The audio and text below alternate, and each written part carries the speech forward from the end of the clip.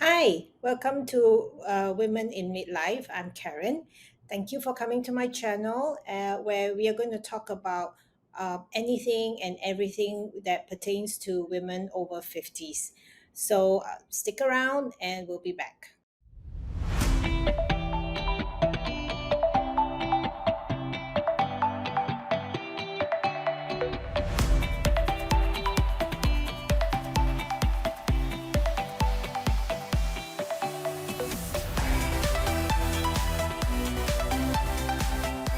Hi, everybody. Welcome to Women in Midlife. Guess who we have here? We have Hi, Miss. hello, Karen. We have Miss Call Mei Ching, a dear friend of mine, and I consider her my hero because she's a fighter. She's a fighter, and she is a tough cookie, if I can say that. Hi, Mei Ching. Can you say hi to everybody?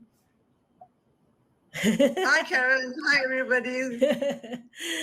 Okay, so I got you painfully to try to talk about your health, and I wanted. I think you agree with me that it's really important for people to understand and uh, appreciate their health in a lot of ways, isn't it? True, So, true. so Mei Ching has a condition called follicular lymphoma. I myself am not sure what it is. Maybe Mei Ching, you can explain to everybody. Okay, basically, follicular lymphoma is a cancer of the blood. It's a type of cancer of the blood which actually affects the lymph nodes. So, what it does is that it causes the lymph nodes to be enlarged. It means it's bengkak lah, it's to be enlarged now. Swollen. So, and it basically affects the white blood cells. Basically my bone marrow, the factory that produces the white blood cells, Right. it does not work as efficiently as normal people. So white blood cells are basically fighters of the immune system. They create the immune system for everybody. So I'm considered as immunocompromised. That means my immune system is compromised. Right. That means if I'm faced with, let's say you and I, you're healthy, you're normal, and me, if you're faced with the same type of virus, chances are my body cannot fight back, but yours will be able to fight back. Okay. So my white blood cells are not as strong as normal people, so its ability to fight back is not there. So I will fall sick more easily if I encounter a virus compared to a normal person. Okay. So that's just a layman explanation. Okay. I'm sure everybody knows leukemia. Yes. So basically, leukemia and lymphoma are in the same family at the opposite extreme ends. Okay. People with leukemia tend to have very high white blood cells, whereas people with lymphoma tend to have a very low white blood cells. Okay. Yeah.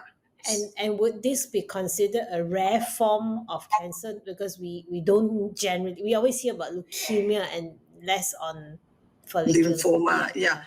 Lymphoma, there are actually two types of lymphoma, the Hodgkin and the non-Hodgkin. Correct. The Hodgkin is the one which is more commonly diagnosed among people, is aggressive and is curable with treatment. Whereas the non-Hodgkin are the ones like the follicular lymphoma. There are quite a few of them under the non-Hodgkin. Right. But the non-Hodgkins are the ones that does not have a cure right now.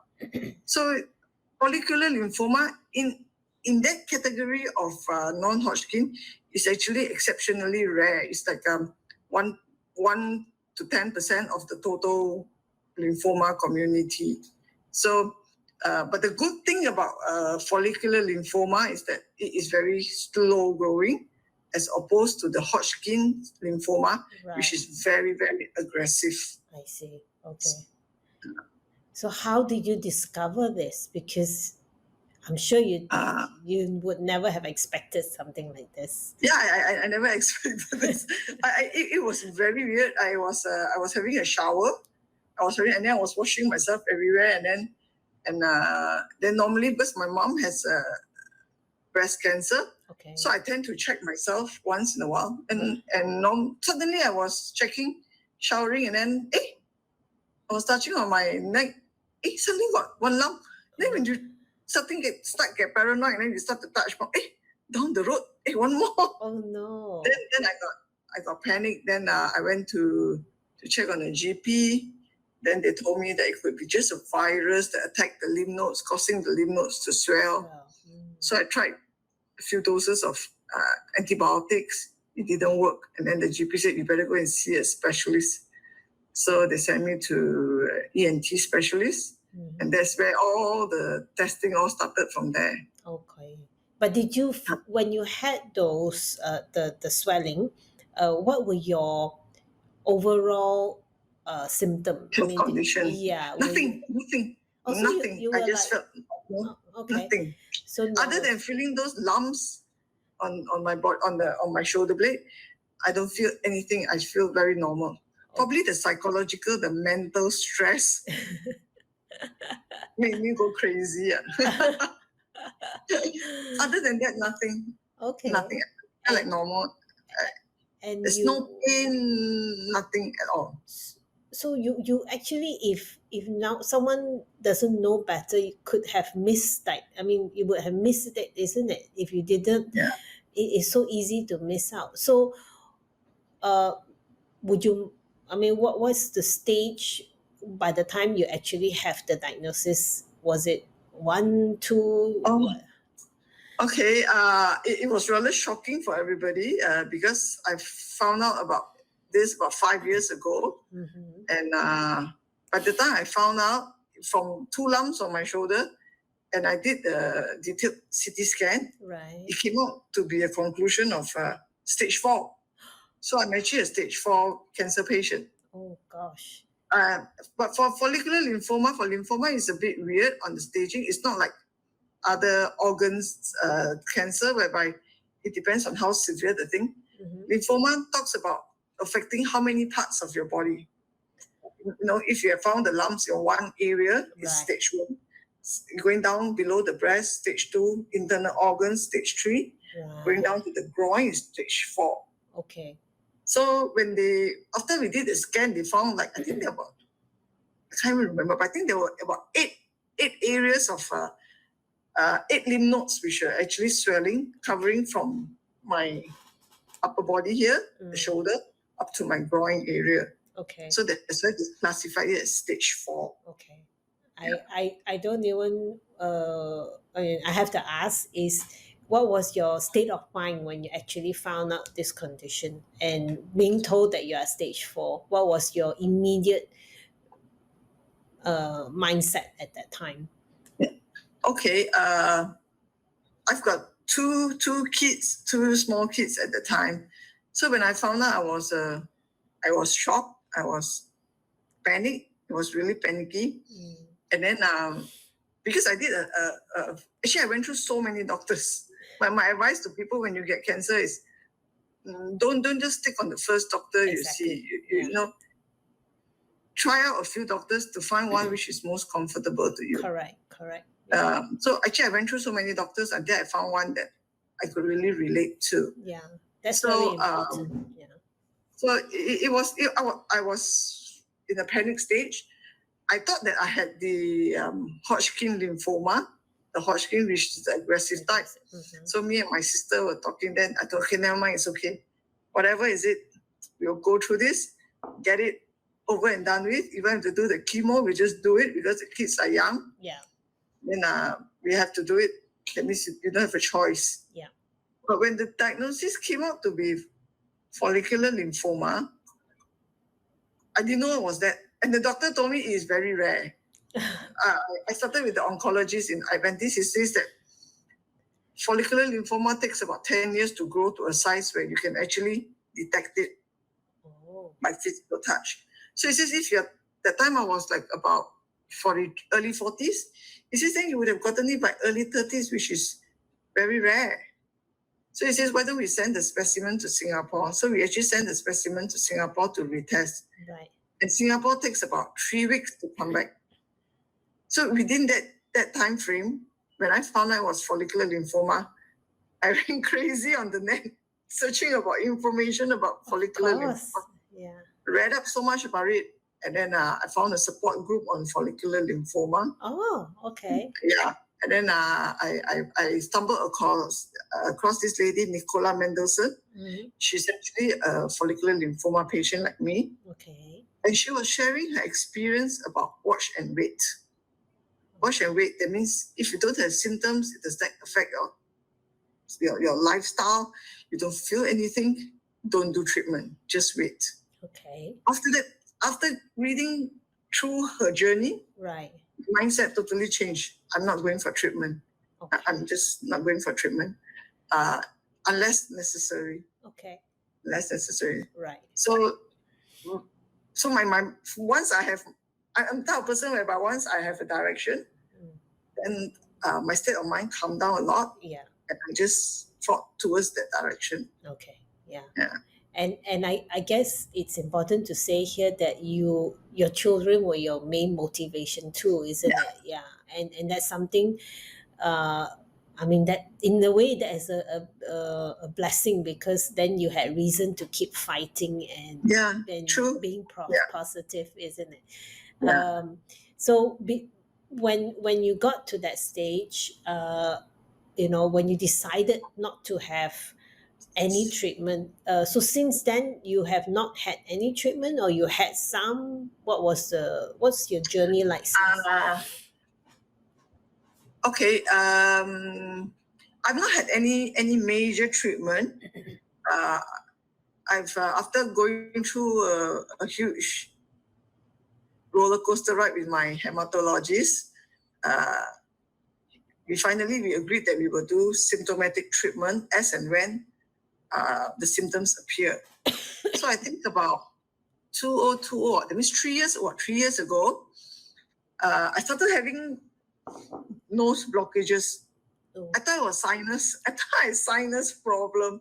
And my husband is always complaining that when I sleep, I snore very badly. Right.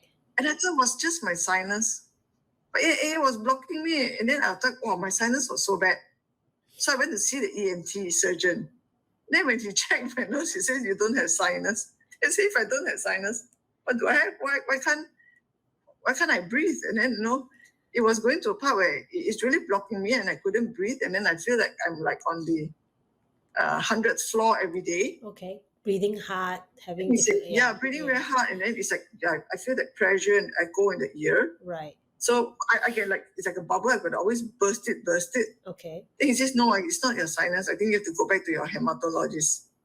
So I went back to my hematologist, and then we did a small biopsy to check, to scrape out a bit of the tissues from the lymph nodes to check whether it's follicular lymphoma or was it something else.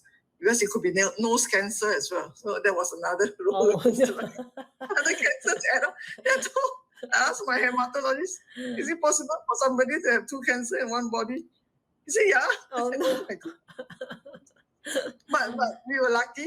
After we did the biopsy, it came out to be follicular lymphoma, and it has not transformed. Okay. The weird thing about follicular lymphoma is that at one stage, it can go crazy and it can transform to be aggressive Hodgkin type.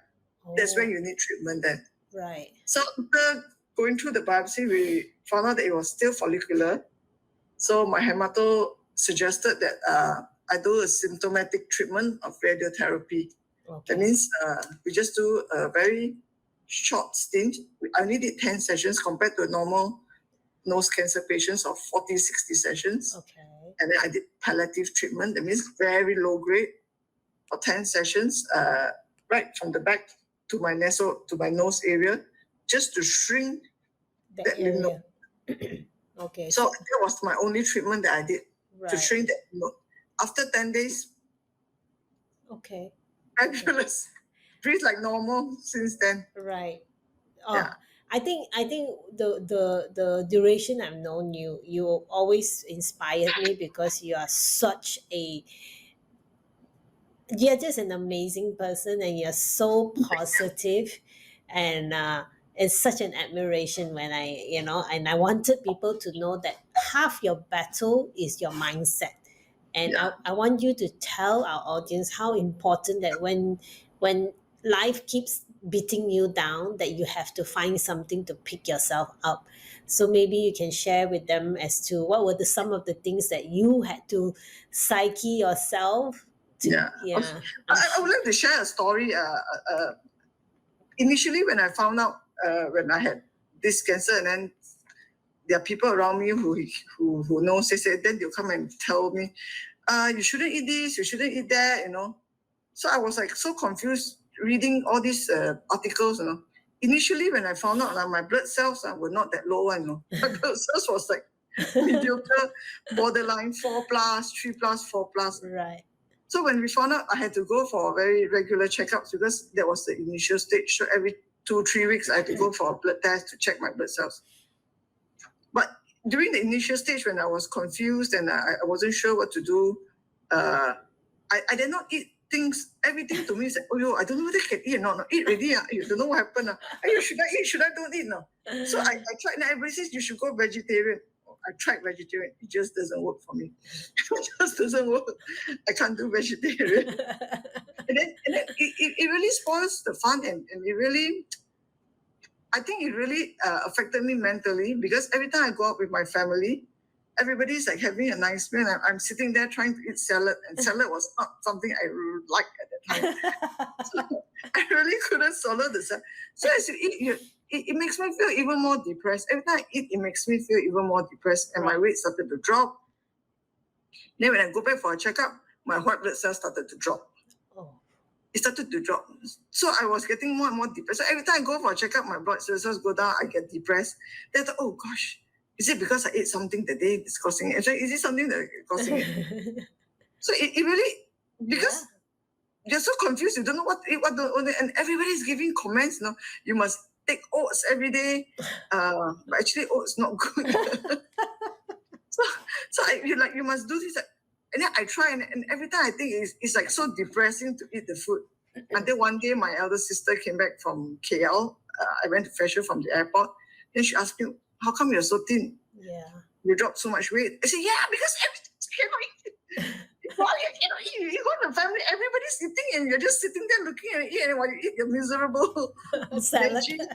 Just trying to be healthy. Then she says, then she told me, what do you want to eat right now? What do you feel like eating right now? I said, I really like a Hokkien mee. I haven't had Hokkien mee in weeks. And I really love Hokkien mee. And I wanted, then she says, come on, let's go eat Hokkien mee. Oh. I thought that was the best Hokkien mee I had. Okay, that was the best Hokkien mee. It felt so Kudos nice to your sister, yay! And then when I ate it, I felt that, oh, I'm so happy eating it. I'm so happy eating it. Then after that, I was talking to my elder sister, and then she says, then says, if you have to do treatment, everything is going to be washed out. Why bother? Why bother restricting yourself to diet and all that? If you're going to do treatment, everything is going to be washed out. Just eat whatever you want. Just eat now. So I thought, hey, that's a good idea. I started to eat. So I just changed myself. I said, forget it. Just forget it. Forget it. I'm going to eat everything. Don't come and talk to me about anything anymore. So I just started eating.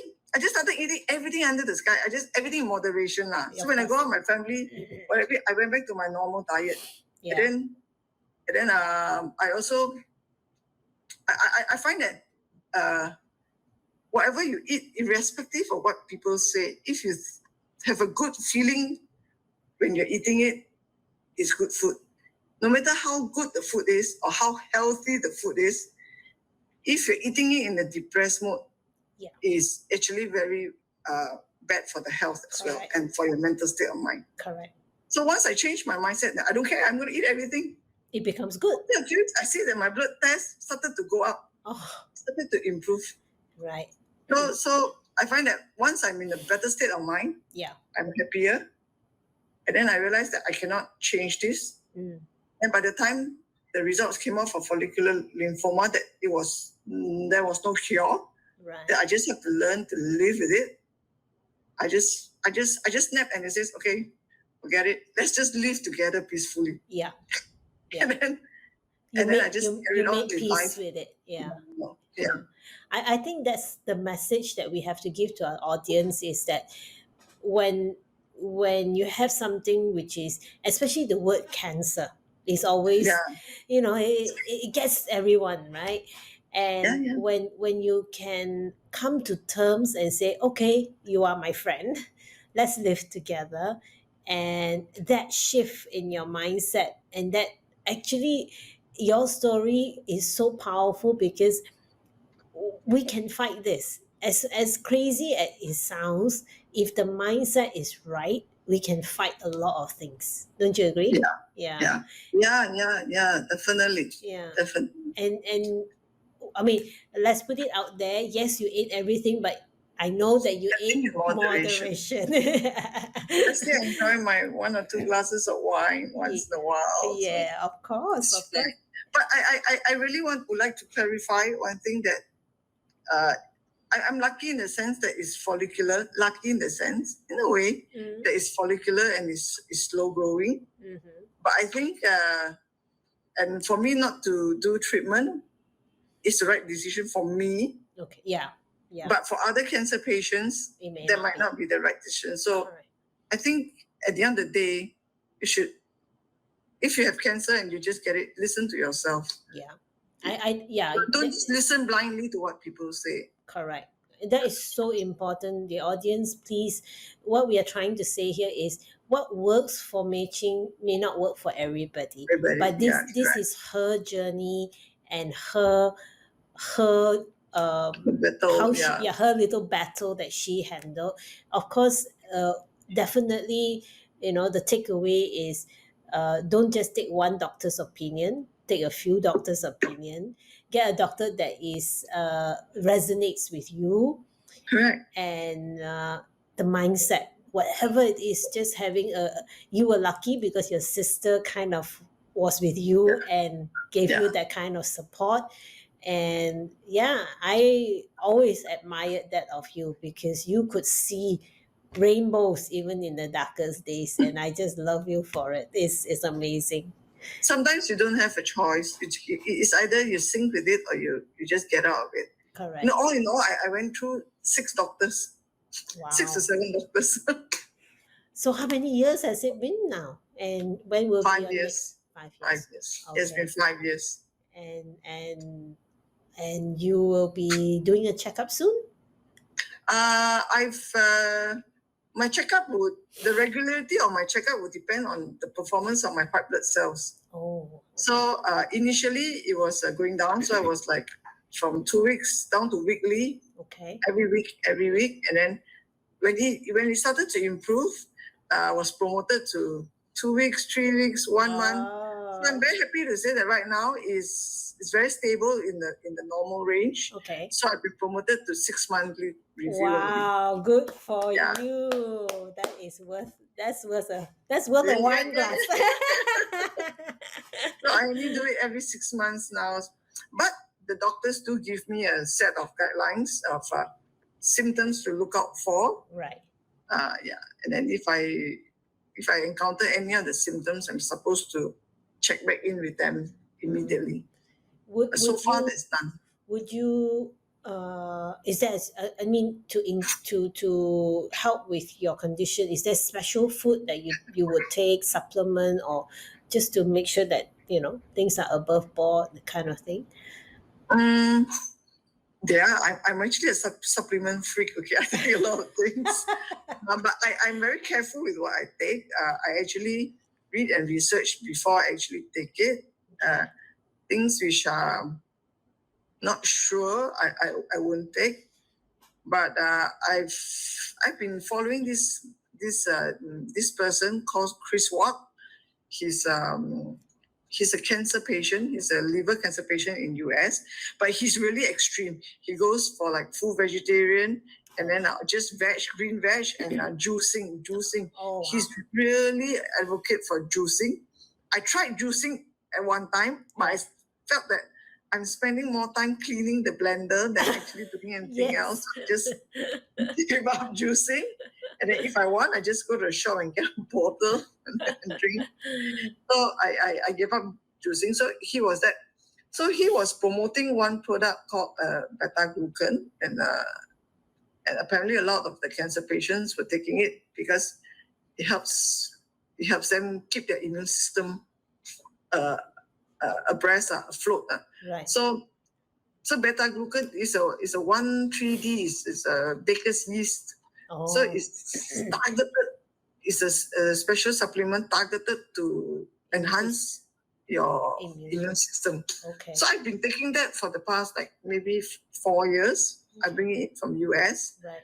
and I find that helps me a lot. Okay. That's Yeah. good to know. But it's not recommended by doctors or anything. Yeah. It's just based on Yeah. my Your own own personal. research and Yeah. my own comfort level. Yeah. Correct. And in terms of the in terms of how you will move forward now, what are your goals in terms of your health? What do you plan to do? Because we know that diet is important, and then obviously your mental health. But moving forward, so that we maintain this, what is your goal for the next few years to make sure that this stays away?